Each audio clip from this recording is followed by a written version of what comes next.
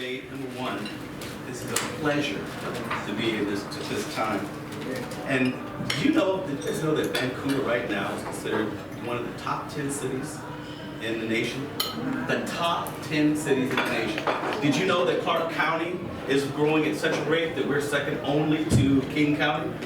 Did you know that? Yeah. Second only to King County. Did you know also that right here in Clark County that we have a number of deputies to the 1,000 people in the population? Guess what it is? 0.62. That means 0.62 of a deputy to every 1,000 people. You know what the average is? 1.28.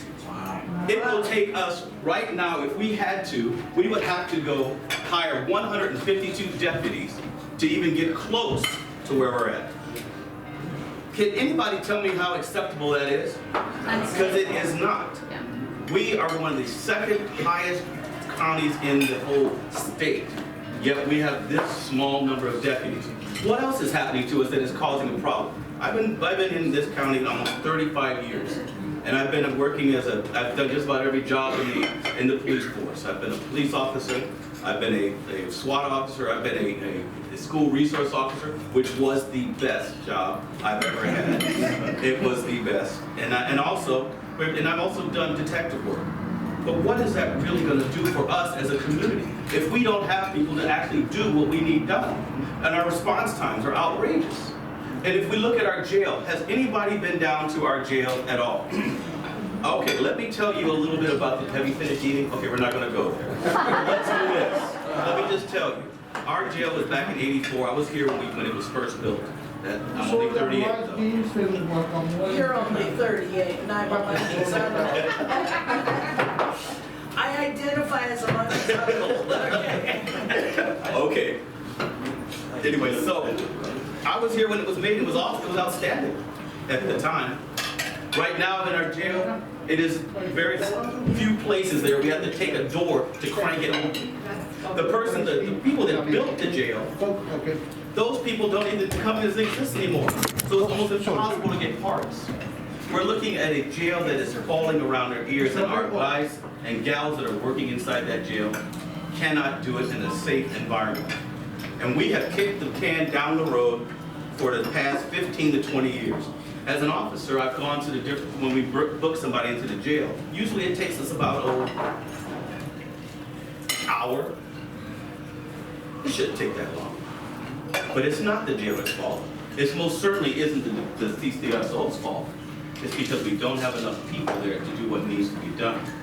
As your sheriff, I assure you, one of my first priorities is going to be to make sure that we have the people to do the job and to make it safe for them. Now, how are we going to do that? We're going to have to make sure that we bring it to the people. Rightly, we've been always wanting to raise rates and have taxes. Do you know that our county is growing at such a rate that the building industry is doing very, very well? It's not complaining, that's a good thing. But we need to start looking at other partnerships. And as your sheriff, I promise you that I will be making sure that I do not just taxing people to get what we want. We're going to do public-private partnerships. That means we're going to have the public and the private work together to solve our problem. Don't you know that having a new rehabilitation center, also known as a jail, is a part of our infrastructure? We need to be aware of that, and that's where we need to go. So yes, that's going to be a challenge, but that's what we can do. And lastly, because I'm running out of time, I want you to know probably the most important things that I've done in this county, besides being a school resource officer and seeing many of the kids raised up, is that I've raised 6 children. 6. 5 boys, 1 girl, we adopted 1 other. I have my number 1 son is a captain in the Air Force.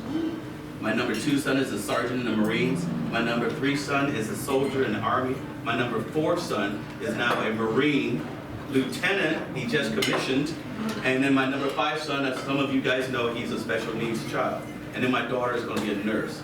To me, that's what it means to be here in Clark County. 35 years, working in the streets, coming up with solutions, and not just talking about it. And not just and so I'll let you know right up front. I am not a manager. I'm a leader.